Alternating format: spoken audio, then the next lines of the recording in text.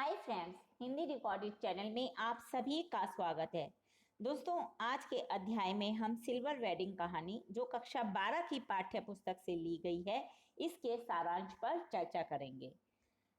जैसा कि हम सभी जानते हैं कि आज के विज्ञान के इस युग में संबंधों का जो मानक है वह आर्थिक स्थिति बन गई है।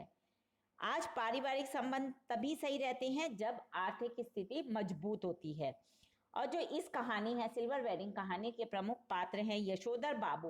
वे हमेशा वर्तमान में रहते हैं लेकिन जीते हमेशा अपने अतीत में ही हैं। इस कहानी के माध्यम से लेखक ने दो पीढ़ियों के अंतराल को दिखाया है।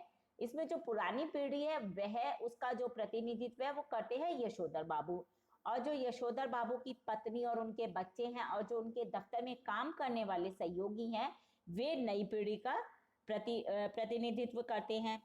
यशोधर बाबू और उनके पुत्रों में एक पीढ़ी का अंतराल है और शायद इसी कारण वे अपने परिवार के अन्य सदस्यों के साथ भी कभी सामंजस्य नहीं बैठा पाते, क्योंकि यशोधर बाबू के जो विचार है वे पूरी तरह से पुराने हैं, जो कि कहीं भी नई पीढ़ी के साथ तालमेल में नहीं रह पाते। वैसे भी आज संयुक्त परिवार की प्रथा एक तरह से खत्म ही हो गई है और पुरानी पीढ़ी की बातों या सलाह को नई पीढ़ी सिरे से नकार रही है। यशोधर बाबू की तरह आज का मध्य वर्गीय पिता विवश है।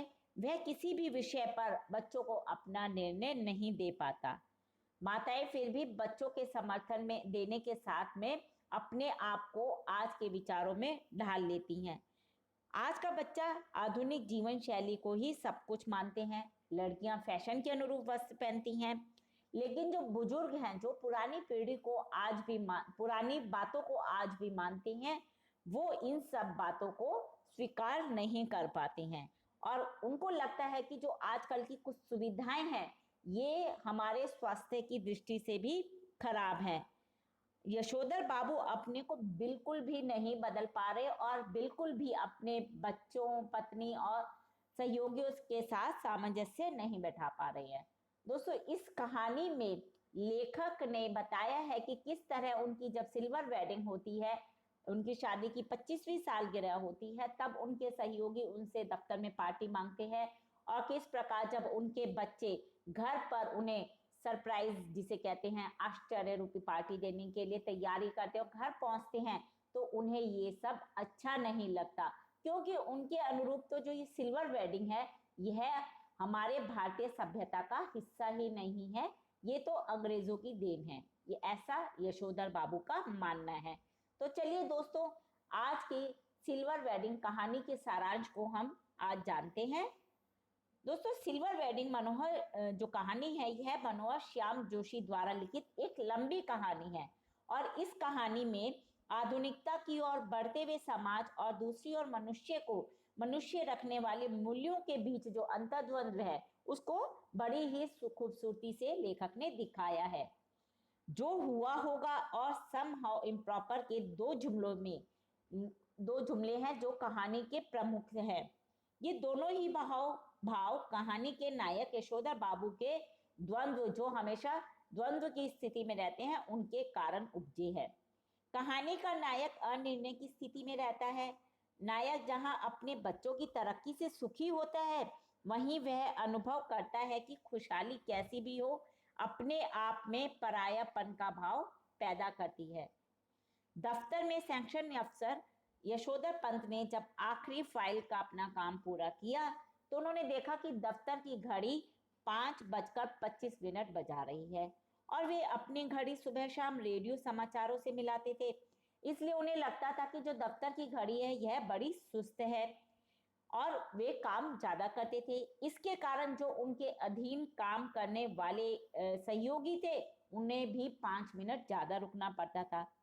वापसी के समय जब वो घर जाते समय किशनदा की उस परंपरा का निर्वाह करती हैं जिसमें जूनियरों से हल्का फुल्का मजाक किया जाता है और साथ ही साथ वो अपने सहयोगियों से हल्का फुल्का मजाक करते हुए चलते हैं।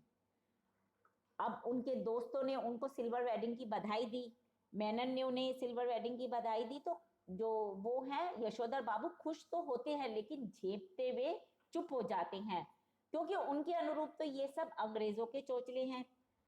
अब चड्ढा जी हैं, वो उनसे चाय व मट्ठी लड्डू की मांग करते हैं कि आप हमें पार्टी दो। यशोदा जी उन्हें 10 रुपए का नोट चाय के लिए दे देते हैं, परंतु फिर उन्हें यह सम हाउ इम्प्रॉपर फाइंड लगता है। अतः सारे सेक्शन के दफ्तर पर भी वे चाय पार्टी में शरीक नहीं होते हैं। यानी कि जब उन्हें सारे लोग, उनके दफ्तर के सहयोगी उन्हें बुलाते हैं पार्टी में, तो वो उसमें शरीक ही नहीं होते। चड्ढा जब उन्हें जोर देता है तो वो 20 रुपए और दे देते हैं, किंतु फिर भी आयोजन में सम्मिलित नहीं होते हैं। उनके साथ बैठकर चाय पानी और गप्पे गपाष्टक में वक्त बर्बाद करना यशोधर बाबू की जो परंपरा है उसके विरुद्ध है। दोस्तों, यशोधर बाबू रोज बिरला मंदिर जाते हैं और वहां कुछ देर उद्यान में बैठकर जो प्रवचन होते हैं उनको सुनते हैं, साथ ही साथ प्रभु की ओर ध्यान लगाते हैं। ये उन्होंने अभी नई रीति अपनाई है। लेकिन ये जो बात है उनकी पत्नी और उनके बच्चों को अच्छी नहीं लगती, क्योंकि ऐसा नहीं है कि वो बुजुर्ग हो गए हैं और ये काम तो बुजुर्ग लोग करते हैं। बिरला मंदिर से वापस जाते समय वो घर के लिए साग सब्जी लेते हुए 8 बजे से पहले कभी घर नहीं पहुंचते, और जबकि दफ्तर उनका 5:30 बजे छूट जाता है। पिछले कई वर्षों से यशोधर बाबू का अपनी पत्नी व बच्चों से हर छोटी बड़ी बात पर मतभेद होने लगा है। इसी वजह से भी उन्हें अपने घर जल्दी लौटना पसंद ही नहीं है। अब जो उनका बड़ा लड़का है वह एक प्रमुख विज्ञापन संस्था में नौकरी पर लग गया। यशोधर बाबू को यह भी संभव लगता है। क्यों? क्योंकि यह कंपनी शुरू से ही 1500 रुपए प्रति माह वेतन उनके बेटों को दे रही है। अब उन्हें लगता है कि इसमें भी कुछ गड़बड़ है। साथ ही साथ उनका जो दूसरा बेटा है वह आईएएस की तैयारी कर रहा है। उसका एलाइड सर्विसेज में ना जाना भी उनको अच्छा नहीं लगता। उनका जो तीसरा बेटा है वो स्कॉलरशिप लेकर अमेरिका चला गया है। साथ ही साथ जो उनकी एकमात्र बेटी, इकलौती बेटी है, वह शादी से इनकार करती है और वह डॉक्टरी की उच्चतम शिक्षा के लिए अमेरिका जाने की धमकी भी देती है। ऐसा नहीं है कि वो अपने बच्चों की तरक्की से खुश नहीं है, वे बहुत खुश होते हैं, परंतु फिर भी आज के समय में उनके साथ सामंजस्य नहीं बिठा पाते, क्योंकि उनकी जो सोच है वो काफी रूढ़िवादी है। उनकी पत्नी भी संस्कारों से आधुनिक नहीं है, परंतु बच्चों के दबाव से वह मॉडर्न बन जाती है। अब जब किशनदा घर पहुंच गए हैं तो अपने किशनदा के यशोधर बाबू रास्ते में किशनदा के क्वार्टर के सामने रुकते हैं और सोचते हैं कि किशनदा ने जो शादी नहीं करने का निर्णय लिया तो कितना अच्छा था, काश वो भी ऐसा ही कुछ करते तो कितना अच्छा रहता। लेकिन साथ ही साथ किशनदा का बुढ़ापा कभी सुखी नहीं रहा। अंत में अकेले वो अपने गांव के पुश्तैनी घर चले जाते हैं और वहां किसी बीमारी से किशनदा की मृत्यु हो जाती है। यशोधर बाबू तो इस बात का सही कारण भी नहीं जानते कि उनके दोस्त किशनदा की मृत्यु होती कैसे है।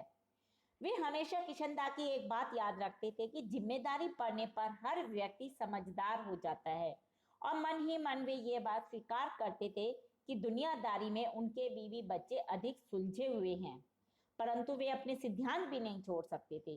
वे मकान भी नहीं लेंगे, क्योंकि किशनदा कहते थे कि मूर्ख लोग मकान बनाते हैं, सयाने उनमें रहते हैं। रिटायरमेंट होने पर गांव के पुश्तैनी घर चले जाओ, वे आज भी इस बात को सही मानते थे, जबकि वो जानते थे कि जो उनका पुश्तैनी मकान है उस पर बहुत से लोगों का हक है और वो बिल्कुल टूटा फूटा हुआ है, और अंत समय में पता नहीं उस मकान में उन्हें जगह मिलेगी भी या नहीं मिलेगी। इन सब बातों को वो अच्छी तरह से समझते भी थे। बिरला मंदिर के प्रवचनों में आज उनका मन नहीं लगा।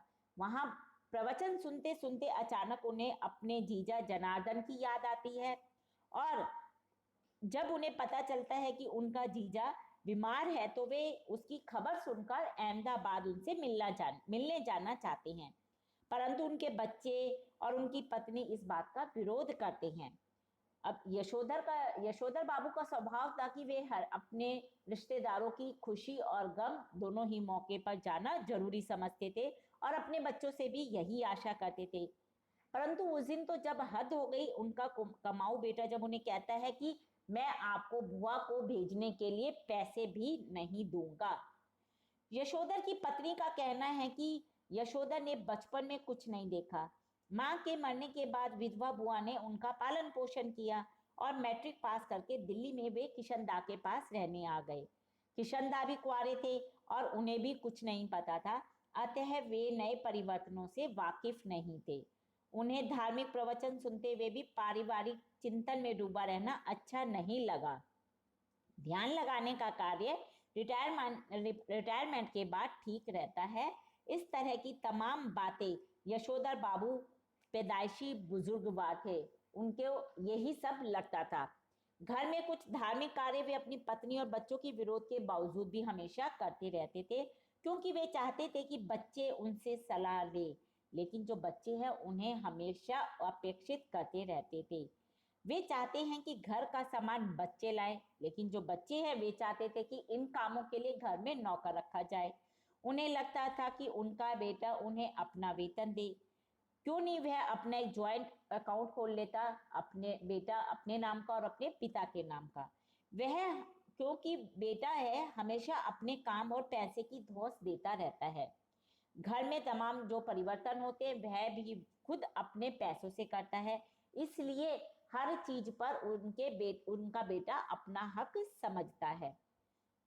सब्जी लेकर वे जब अपने क्वार्टर पहुंचे तो वहां पर एक तख्ती पर लिखा था YP पंत। उन्हें पहले गलत जगह आने का धोखा हुआ, क्योंकि घर के बाहर एक कार खड़ी थी, कुछ मोटरसाइकिल स्कूटर आदि थे तथा लोग विदा ले रहे थे, कुछ लोग आ रहे थे। बाहर बरामदे में सजावट हो रखी थी। उन्होंने अपने बेटे को बैठक में बैठे किसी साहब से हाथ मिलाते देखा, लेकिन उनकी समझ में कुछ आ ही नहीं रहा था। उन्होंने अपनी पत्नी व बेटी को बरामदे में खड़ा देखा, जो कि कुछ मेम साहबों को विदा कर रही थी। लड़की जीन्स व बिना बाजू का टॉप पहने हुई थी। ये बात यशोधर बाबू को बिल्कुल पसंद नहीं थी, और उनकी पत्नी ने होठों पर लाली लगा रखी थी और बालों में हिजाब लगा रखा था। यशोधर बाबू को ये सब भी समहाउ इम्प्रॉपर लगता था। वे फिर अपने घर पहुंचते हैं चुपचाप, तो बड़ा बेटा उनको उल्हाना देकर कहता है कि आज भी आप देर से आए हो। उन्होंने शर्मीली सी हंसी हंसते हुए पूछा कि हम लोगों के यहाँ सिल्वर वेडिंग कब से होने लगी है। फिर यशोधर बाबू का जो भांजा था वे कहता है कि जब से तुम्हारा बेटा 1,500 रुपए महीना कमाने लगा तब से होने लगी है। यशोधर को अपनी यह पार्टी भी अच्छी नहीं लगी। उन्हें यह मलाल था कि सुबह ऑफिस जाते समय तक किसी ने उनसे इस आयोजन की चर्चा भी नहीं की थी। बच्चों के आग्रह पर यशोधर बाबू अपने शादी की सालगिरह पर केक काटने के स्थान पर जाकर खड़े हो गए। फिर उन्होंने केक काटा पर खाया नहीं। क्यों नहीं खाया? क्योंकि उसमें अंडा होता है। जब सबने अधिक आग्रह किया तो उन्होंने कहा कि उन्होंने शाम की पूजा पाठ नहीं की है, और ये बहाना करके वो पूजा करने चले गए। आज उन्होंने पूजा करने में भी बहुत देर लगाई, क्योंकि उन्हें लग रहा था कि जितनी देर तक वो पूजा करते रहेंगे उतनी देर तक अधिकतर मेहमान घर से चले जाएंगे। पूजा करते हुए भी उन्हें वहां किशनदा दिखाई देते हैं, और उन्हें ऐसा लगता है कि किशनदा मरने के बाद भी उनका मार्ग प्रदर्शन कर रही हैं। अब काफी देर हो गई। जब यशोधर बाबू बाहर नहीं गए तो उनकी पत्नी वहां आकर उनको झड़कते हुए पूछती है कि आज पूजा में ही बैठे रहोगे। मेहमानों के जाने की बात सुनकर वो जो लाल गमछा पूजा में लेकर बैठे थे उसे ही लेकर बैठक में आ गए। बच्चे परंपरा के सख्त खिलाफ थे। उनकी बेटी इस बात पर बहुत झल्लाती है। टेबल पे रखे प्रेजेंट खोलने की बात कही। भूषण उनको खोलता है तो देखता है कि उसमें एक ऊनी ड्रेसिंग गाउन है। अब सुबह दूध लाने के समय वे हमेशा अपना फटा हुआ पुलोवर पहनकर चले जाते थे, जो कि बुरा लगता था। अब बेटी पिता का पजामा कुर्ता उठा लाई कि इसे पहनकर गाउन पहनो, जो आप पहनकर जाते हो उसके ऊपर गाउन पहनकर जाओ। बच्चों के आग्रह पर वे गाउन पहन लेती हैं, और साथ ही साथ उनकी आंखों की कोर में जरा सी नमी चमक उठ गई। यह कहना कठिन है कि उनको भूषण की यह बात चुभ गई कि आप इसे पहनकर दूध लेने जाया करें। वह स्वयं दूध लाने की बात नहीं कर रहा था, उन्हें यह बात बुरी लगती है। गाउन पहनकर उन्हें अंत में ऐसा लगता है कि उनके अंगों में किशनदा उतर आते हैं। दोस्तों, ये थी सिल्वर वेडिंग, यानी कि शादी की 25वीं सालगिरह, जिसे हम हिंदी में कहते हैं सिल्वर वेडिंग। कक्षा 12 की पाठ्य पुस्तक से ली कहानी, उसके सारांश को हमने जाना था। दोस्तों हिंदी भाषा के और भी प्रमुख विषयों पर हम समय समय पर आगे भी चर्चा करते रहेंगे। उसके लिए आपको मेरे इस चैनल को लाइक और सब्सक्राइब करना होगा। धन्यवाद दोस्तों, आपका दिन शुभ हो।